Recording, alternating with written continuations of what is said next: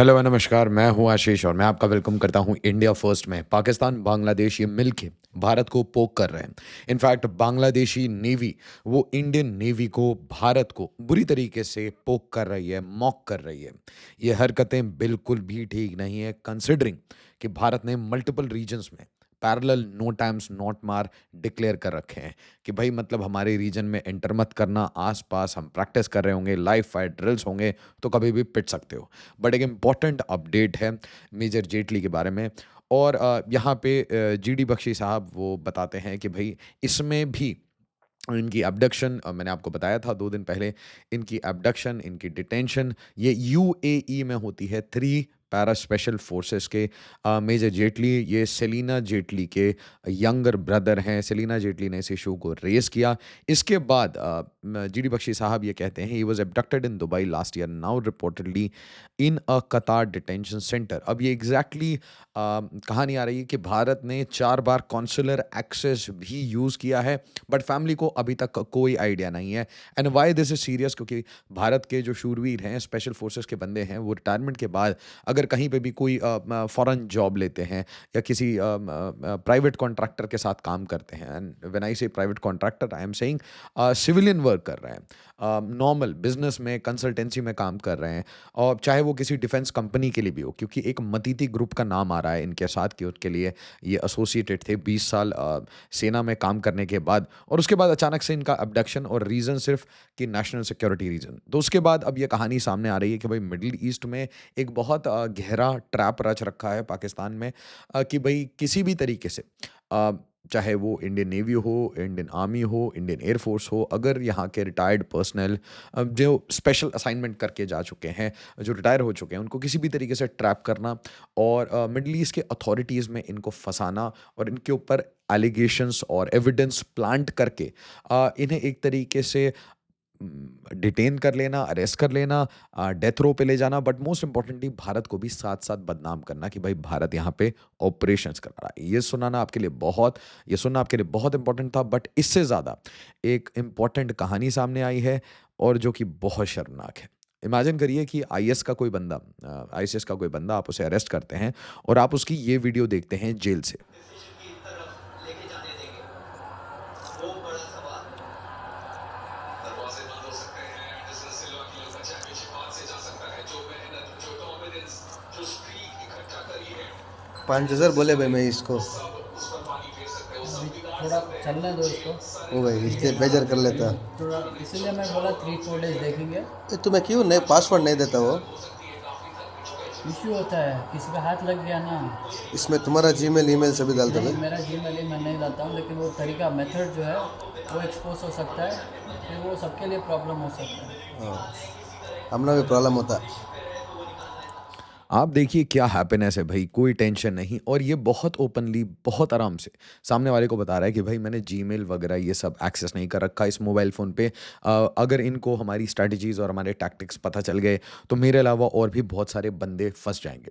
तो एक साइड में आप देखिए कि भारत के शूरवीर वो भारत के बाहर जाते हैं तो उन्हें ट्रैप करने की कोशिश होती है, जब वो सर्विस में होते हैं उन्हें हनी ट्रैप करने की कोशिश होती है। दूसरे साइड में भारत के अंदर गजवाए हिंद बनाने के लिए ये बांग्लादेश के जो रेडिकल्स हैं, रोहिंग्या हैं, इनको यूज़ किया जाता है। आईएसआई अपना नेटवर्क बनाता है, आराम से इसे फैलाता है, और उसके बाद अगर ये अरेस्ट भी हो जाते हैं, एनआईए ने अरेस्ट किया था और उसके बाद ये बेंगलुरु में जेल में है, तो उसके बाद वहाँ पे आराम से फ़ोन ऑपरेट कर रहे हैं, चाय की चुस्कियाँ ले रहे हैं। What a good life. और ऑपोजिट साइड में आप देखिएगा कि बांग्लादेश अपने मैं कहूँगा लेवल से बहुत आगे जाके पाकिस्तानी नेवी को इनवाइट कर रहा है चिटागोंग में, और एक बहुत ही सिनिस्टर प्लान रच रहा है, और ये प्लान बड़ा सिंपल है। क्लियर शब्दों में आपको समझाता हूँ।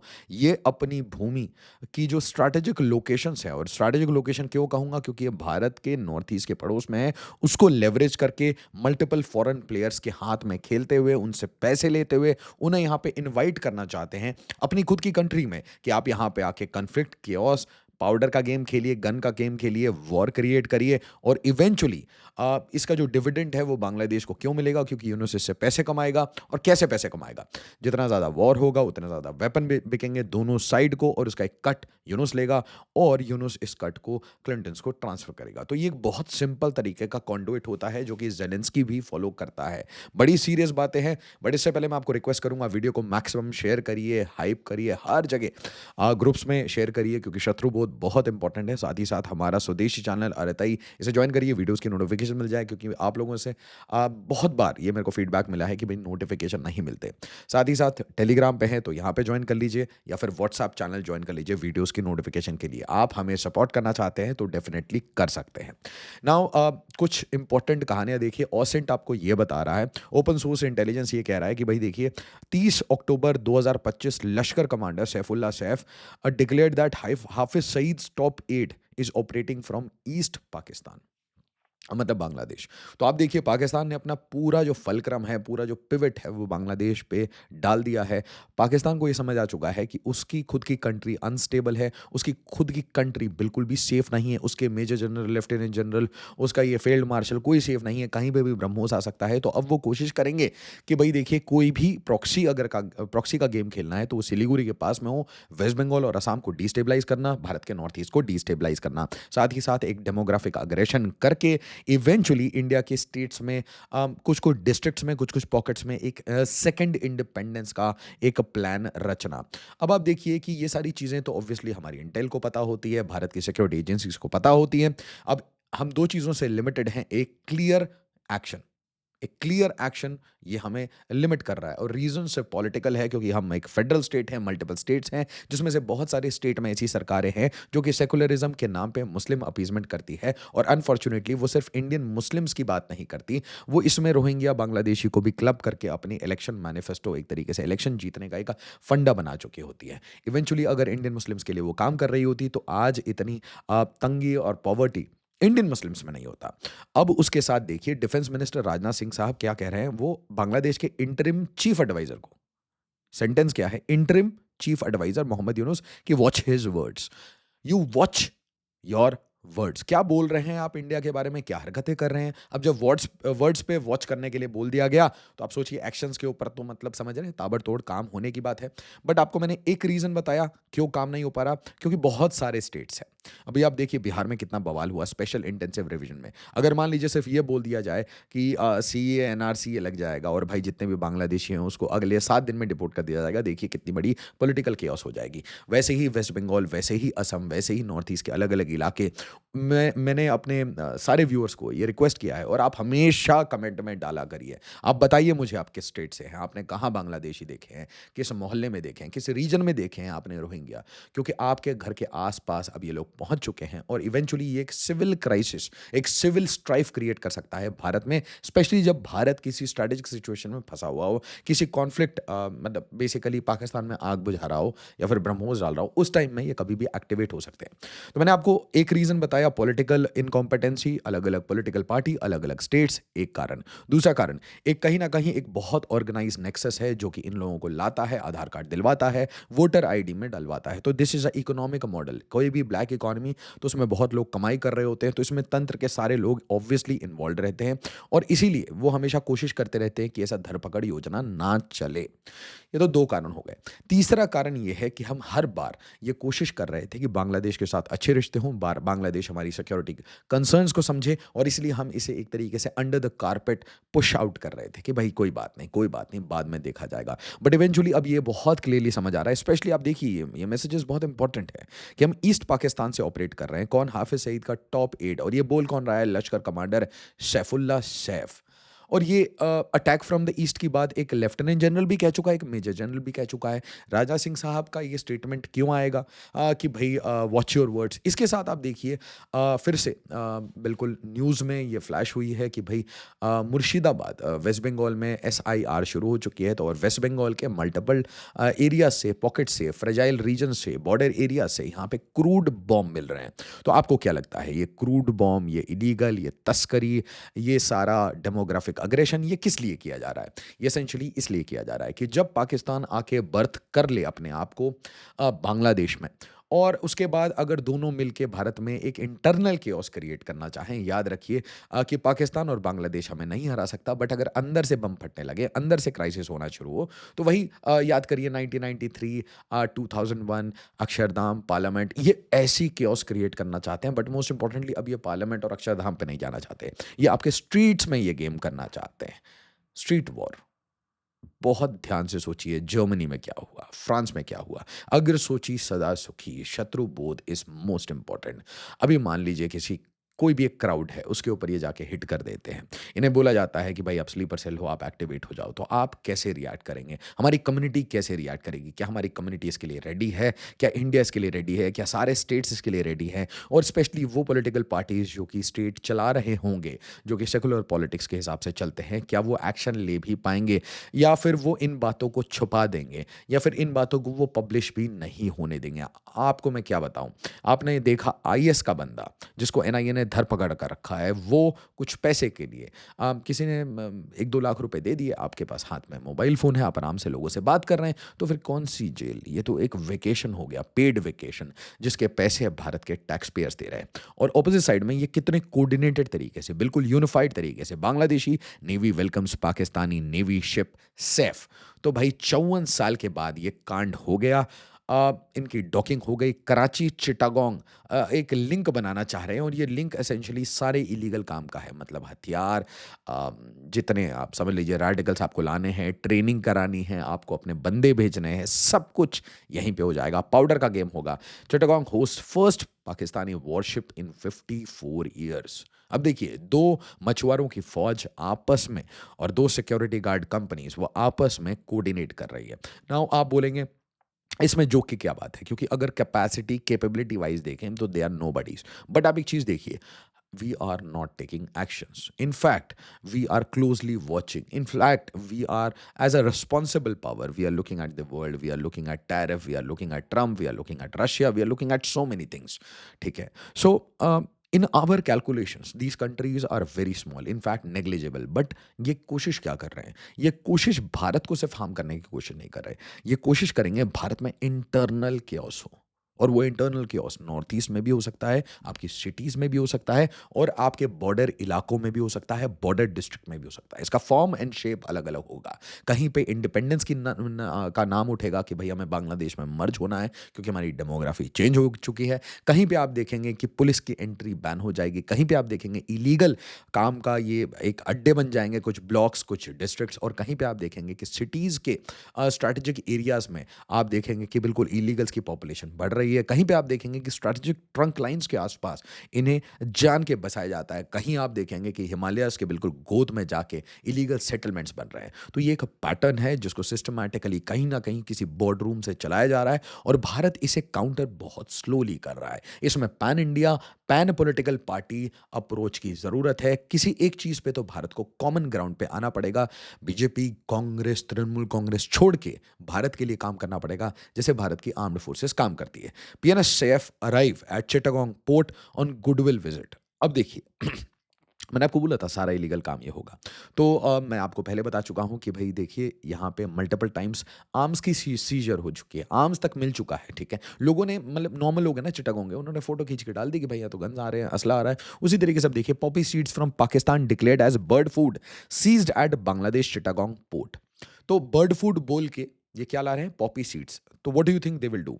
इससे कल्टीवेशन होगा इस रीजन का, और जहां कल्टीवेशन हो गया पॉपी का, उससे जो पैसा आएगा उससे एक नार्को वॉर चलता रहेगा, जैसे कि कोलंबिया में चला, अफगानिस्तान में चला। तो ये अपना मॉडल हर जगह लेके जाते हैं। अभी बर्मा में भी ये एक्टिव है, अभी बांग्लादेश में भी ये एक्टिव है। दोनों भारत के साथ बॉर्डर शेयर करता है, और ये चाइना के साथ भी बहुत अच्छी मित्रता निभाते हैं, और अमेरिका के साथ मिलके, इसराइल के साथ मिलके ईरान को गच्चा देते हैं, और अमेरिका के साथ मिलके अफगानिस्तान को गच्चा देते हैं, और अमेरिका के साथ मिलके भारत के ऊपर प्रेशर बनाने की भी कोशिश करते हैं ताकि अमेरिका को बेटर नेगोशिएशन डील्स मिले। ये कॉमन सेंसिकल बातें अब भारतीयों को पता होनी चाहिए। Please be aware, please be very aware. हर जगह डिजाइन्स हैं, एक कंपनी को बड़ा ऑर्डर मिल जाए इसके लिए कितने गेम्स होते हैं वो आप देखिए। अब भारत क्या करता है, सिलीगुड़ी कॉरिडोर में नो टाइम डिक्लेयर कर देता है। उसी टाइम पे पैरेलल नो टाइम डिक्लेयर्ड है आपके भारत के पूरे नॉर्थ ईस्ट में, और साथ ही साथ आपका जो बे ऑफ बंगाल बर्थ है, जिसके डाउट था कि गार्डियन ऑफ ओशन कौन है, it is called the Indian navy. ये मछुआरों की जो फौज आपने बनाई है, security guards, they are not the guardians. Please आप अपनी ज्योग्राफी, अपनी साइंसेस उसको अच्छे से पढ़ें, करंट अफेयर्स पढ़ा करें। अगर कुछ ना समझ आए तो इंडियन एक्सप्रेस, द हिंदू, इसे पढ़ा करें, एटलीस्ट आपको थोड़ा मोड़ा मिलेगा। थोड़ा लेफ्ट का बायस हटा के आप अगर फैक्चुअल चीज़ों को देख लेंगे तो आपको चीज़ें समझ आ जाएगी कि इंडिया किस लेवल पे खेलता है। We consider you peanuts. But आप देखिए और पैरेलल क्या क्या चल रहा है। पैरेलली आपके एक्सरसाइजेस चल रहे हैं, एक साइड में त्रिशूल चल रहा है, नोटैम्स चल रहे हैं, साथ ही साथ जीपीएस स्पूफिंग चल रहा है। और आप देखिए ईस्टर्न जो बर्थ है, ईस्टर्न जो हमारा सी बेड है, उस साइड में किस टाइप की हमारी स्ट्रैटेजिक कैलकुलस है। एक साइड में नेवी जो आपको चोक करती है, तीन साइड से इंडियन आर्मी जो आपको चोक करके बैठी है। कुल मिला के you surrounded on all sides, and what they are leveraging, think about it. इसके बाद भी अगर इस बंदे में डेयर आ रहा है तो आपको क्या लगता है किसका हाथ है?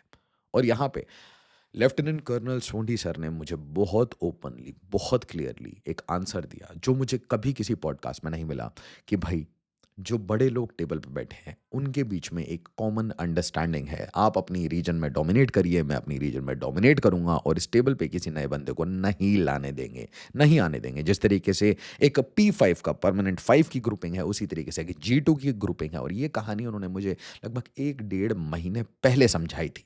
अब आप ज़रा सोचिए कि जब आप बोलते हैं कि यहाँ पे कौन कौन एक्टिव है, तो आपको दिखेगा बांग्लादेश एक्टिव है, बांग्लादेश की भूमि है, बांग्लादेश एक्टिव है, पाकिस्तान एक्टिव है, गोरे एक्टिव हैं, गोरों के बंदे यहाँ पे अमृत पाए जा रहे हैं, होटल्स में मिल रहे हैं, स्पेशल फोर्सेस के ऑपरेटिव्स आ रहे हैं, चाइना एक्टिवेटेड है।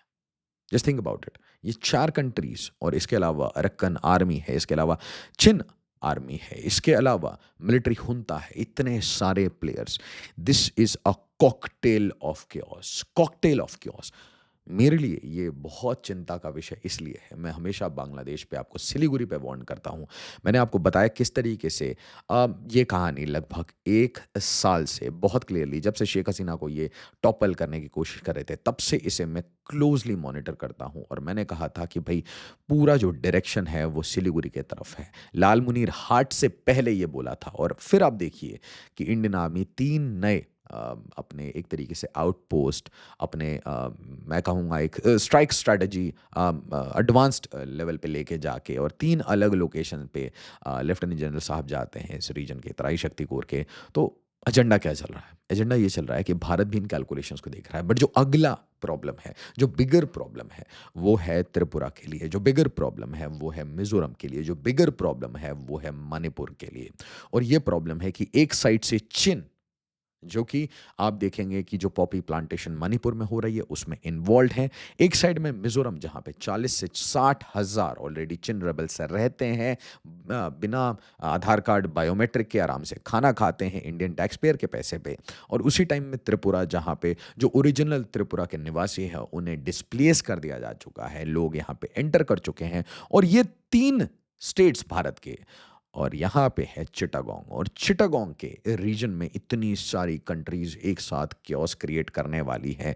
और इसीलिए क्वेश्चन ये है कि क्या भारत इसमें भी रिएक्टिव अप्रोच अपनाएगा, या फिर ये नो टर्म्स स्ट्राइक में तब्दील हो सकते हैं। वीडियो को लाइक, शेयर और सब्सक्राइब जरूर करिएगा। बट सबसे अनफॉर्चुनेट रियलिटी आज, the state of Indian jails, जिस तरीके से ये आईएएस के बंदे की वीडियो देखी मैंने, it is just shameful. As always, Jai Hind, जय भारत।